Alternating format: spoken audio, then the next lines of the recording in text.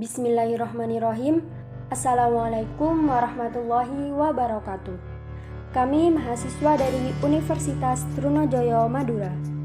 Video ini kami buat untuk menyelesaikan salah satu tugas kelompok di mata kuliah Teori Ekonomi Makro 1, Prodi Ekonomi Pembangunan, dengan dosen pengampu Bapak Titov Cuksmaifani SEME. Kami dari kelompok pertama terdiri dari 9 anggota, yaitu Eka Putri Wulandari dengan NIM akhir 235, Sabanada Faiza dengan NIM akhir 242, Uyun Kurniasari dengan NIM akhir 250, Wahyu Aji Tarunajaya dengan NIM akhir 253, Muhammad Faris dengan NIM akhir 254, Muhammad Iqbal Pratama dengan NIM akhir 257, Vina Septiana Nur Cahyani dengan NIM akhir 270, Melisa Nur Awalia dengan NIM akhir 281, dan Muhammad Sabda dengan NIM akhir 024 yang akan bekerja sama dalam memenuhi tugas video kelompok ini. So, langsung saja, inilah video presentasi dari kelompok kami. Saya Eka Putri Wulandari ingin menjelaskan mengenai pandangan ahli ekonomi klasik. Mengenai pandangan ahli ekonomi klasik tentang perekonomian, yaitu perekonomian yang diatur oleh mekanisme pasar tingkat penggunaan tenaga kerja penuh akan selalu tercapai. Pandangan ini didasarkan pada keyakinan bahwa dalam perekonomian tidak akan terdapat kekurangan dalam permintaan. Apabila produsen menaikkan produksi atau menciptakan jenis barang yang baru, maka dalam perekonomian akan selalu terdapat permintaan terhadap barang-barang itu sehingga tidak berlaku kekurangan permintaan. Keyakinan ahli-ahli ekonomi klasik tersebut dapat dilihat dari pandangan seorang ahli ekonomi klasik dari Prancis yang bernama Jean-Baptiste Say. Menurut pendapatnya, dalam setiap perekonomian jarang sekali terjadi masalah kelebihan produksi. Apabila terjadi, itu masalah sementara.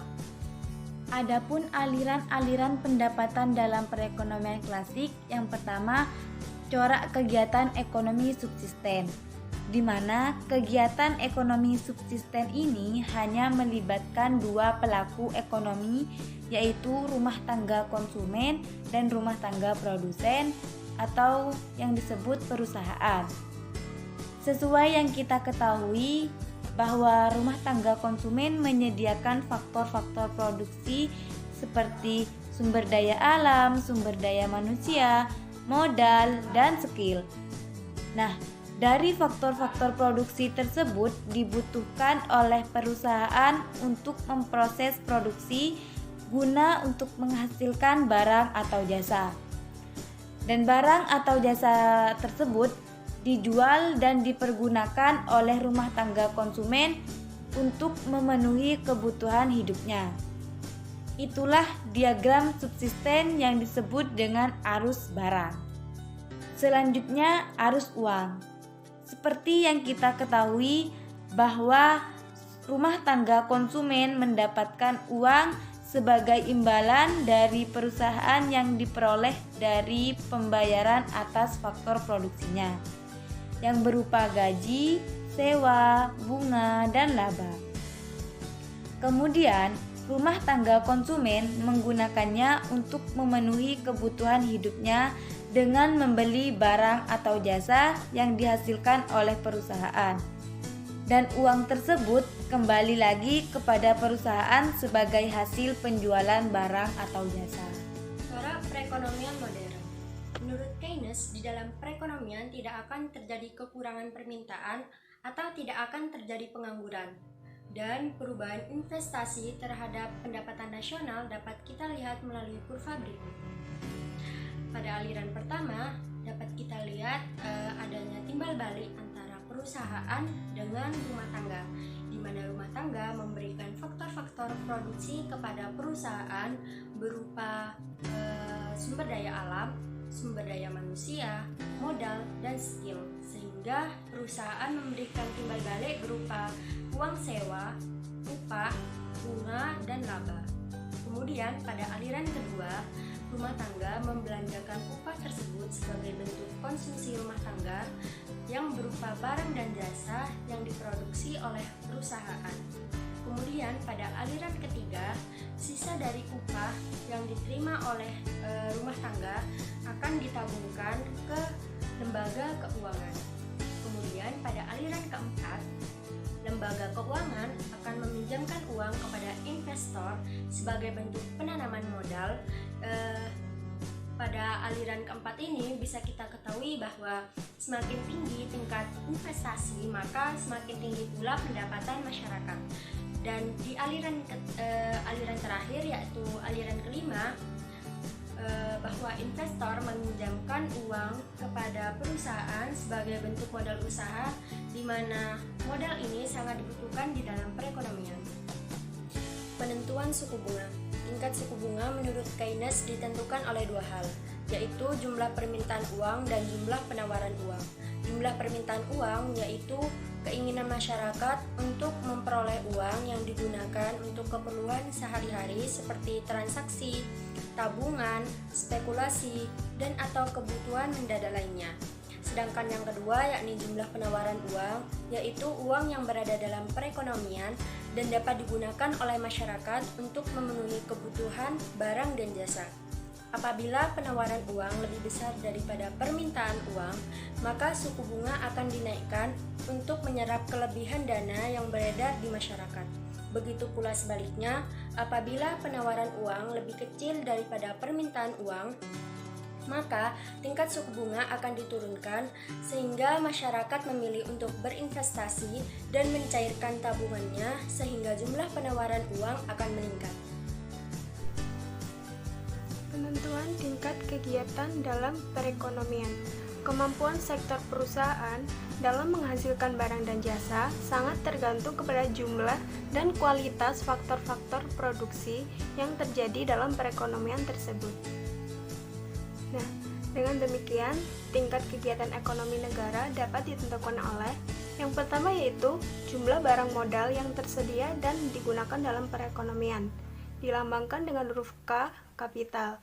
Yang kedua yaitu jumlah dan kualitas tenaga kerja yang tersedia dalam perekonomian, yaitu L atau labor. Yang ketiga, jumlah dan jenis kekayaan alam yang digunakan, yaitu R atau research. Dan yang terakhir yaitu tingkat teknologi yang digunakan, T atau teknologi.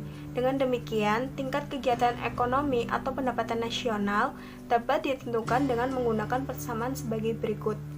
Y sama dengan F dalam kurung K LRT tutup kurung. Sehingga dalam perekonomian yang lebih maju, penerima-penerima pendapatan akan menyisihkan sebagian pendapatan mereka untuk ditabungkan. Kemudian, tabungan ini akan dipinjamkan kepada para pengusaha dan mereka akan menggunakan tabungan tersebut untuk investasi atau kegiatan lainnya, yaitu dengan melakukan pembelian terhadap barang-barang modal. Jumlah tabungan rumah tangga pada waktu perekonomian mencapai penggunaan tenaga kerja penuh akan selalu sama dengan jumlah seluruh investasi yang akan dilakukan oleh para pengusaha. Maka, dalam perekonomian, pengeluaran agregat pada penggunaan tenaga kerja penuh akan selalu dapat mencapai tingkat yang sama dengan penawaran agregat pada penggunaan tenaga kerja penuh. Selanjutnya, ahli-ahli ekonomi klasik berpendapat dalam perekonomian akan selalu mencapai tingkat penggunaan tenaga kerja penuh. Oleh karena itu, pengeluaran agregat dapat mencapai tingkat penawaran agregat pada penggunaan tenaga kerja penuh. Fleksibilitas, upah, dan kegiatan ekonomi. Apabila terjadi pengangguran, mekanisme pasar akan menciptakan penyesuaian-penyesuaian di dalam pasar tenaga kerja, sehingga akhirnya pengangguran dapat dihapuskan. Apabila dalam perekonomian terdapat pengangguran, para penganggur akan bersedia bekerja pada tingkat upah yang lebih rendah dari yang berlaku di pasar. Keadaan ini akan menimbulkan kekuatan-kekuatan yang akan menurunkan tingkat upah. Dan penurunan dalam tingkat upah ini akan memperluas tingkat kegiatan ekonomi. Menurut Keynes, sebaiknya yang selalu berlaku yaitu perekonomian selalu menghadapi masalah pengangguran dan penggunaan tenaga penuh jarang berlaku. Kenyataan bahwa suatu perekonomian dapat mengalami pengangguran dan kemerosotan perekonomian yang sangat buruk menimbulkan keraguan-raguan terhadap kebenaran keyakinan ahli-ahli ekonomi klasik yang berpendapat bahwa perekonomian selalu mencapai tingkat penggunaan tenaga kerja penuh. Keynes berpendapat penggunaan tenaga kerja penuh adalah keadaan yang jarang terjadi, dan hal itu disebabkan karena kekurangan permintaan agregat yang wujud dalam perekonomian. Selanjutnya, penentu tabungan. Menurut Keynes, besarnya tabungan yang dilakukan oleh rumah tangga bukan tergantung kepada tinggi rendahnya suku bunga, terutama tergantung kepada besar kecilnya tingkat pendapatan rumah tangga itu.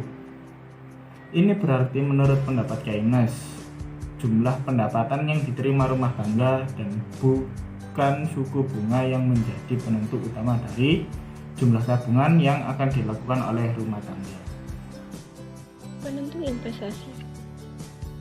Keynes tetap mengakui bahwa suku bunga memegang peranan yang cukup menentukan di dalam pertimbangan para pengusaha melakukan investasi. Apabila tingkat kegiatan ekonomi pada masa kini adalah menggalakkan dan di masa depan dinamakan perekonomian akan tumbuh dengan cepat, maka walaupun suku bunga tinggi, para pengusaha akan melakukan banyak investasi. Sebaliknya, walaupun suku bunga rendah, investasi tidak akan banyak dilakukan apabila barang-barang modal yang terdapat dalam perekonomian digunakan pada tingkat yang jauh lebih rendah dari kemampuannya yang maksimal. Masalah kekurangan pengeluaran agregat. Menurut Keynes, pada umumnya, investasi yang dilakukan oleh para pengusaha adalah lebih kecil dari jumlah tabungan yang dilakukan rumah tangga pada waktu dicapai tingkat penggunaan tenaga kerja penuh. Oleh karenanya, pembelanjaan agregat dalam perekonomian adalah lebih rendah dari produksi barang dan jasa pada tingkat penggunaan tenaga kerja penuh. Kekurangan dalam pengeluaran pembelanjaan agregat ini menimbulkan pengangguran dalam perekonomian. Perbedaan-perbedaan pandangan mengenai penentu tabungan.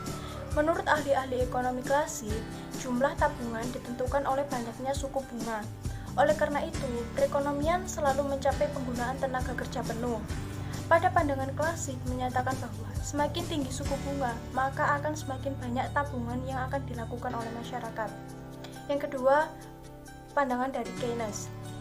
Keynes berpendapat bahwa apabila tingkat pendapatan nasional rendah, maka tabungan masyarakat akan menjadi negatif. Keadaan ini berarti masyarakat menggunakan tabungan di masa lalu untuk membiayai hidupnya. Yang kedua, semakin tinggi pendapatan masyarakat, maka semakin banyak tabungan di masyarakat. Tingkat upah dan kegiatan ekonomi. Kalau dibandingkan pendapat ahli-ahli ekonomi klasik dengan kenyataannya sebenarnya, bahwa wujud perekonomian modern akan dapat dilihat bahwa tingkat upah tidak mudah mengalami penurunan. Sebagai akibatnya, pengangguran sangat sukar untuk diturunkan. Dalam perekonomian modern terdapat persatuan-persatuan pekerja yang akan mempertahankan dan memperjuangkan perbaikan nasib para pekerja. Usaha ini termasuk untuk menjaga agar para pekerja diberi upah yang wajar. Persatuan pekerja akan selalu menentang setiap usaha untuk menurunkan tingkat upah yang dibagikan kepada para pekerja. Kekuatan ini menyebabkan upah tidak mudah untuk diturunkan. Permintaan agregat. Analisis ini berpendapat bahwa tingkat kegiatan ekonomi negara ditentukan oleh besarnya permintaan efektif, yaitu permintaan yang disertai kemampuan membayar barang dan jasa yang diminta tersebut. Adapun penentu berbelanja agregat, yaitu yang pertama konsumsi rumah tangga, yang kedua investasi, yang ketiga pengeluaran pemerintah, dan yang keempat ekspor ke pasaran dunia. Kesimpulannya, analisis mengenai pandangan ahli kelas ekonomi klasik tentang perekonomian adalah perekonomian yang diatur oleh mekanisme pasar tingkat penggunaan tenaga kerja penuh akan selalu tercapai. Pandangan ini didasarkan kepada keyakinan bahwa dalam perekonomian tidak akan terdapat kekurangan permintaan. Apalagi produsen menaikkan produksi atau menciptakan jenis barang yang baru, maka dalam perekonomian akan selalu terdapat permintaan terhadap barang-barang itu. Analisis mengenai pandangan ahli ekonomi klasik akan ditekankan kepada hal-hal yang dikritik oleh Keynes. Berikut presentasi dari kelompok kami, kurang lebihnya mohon maaf. Wassalamualaikum warahmatullahi wabarakatuh.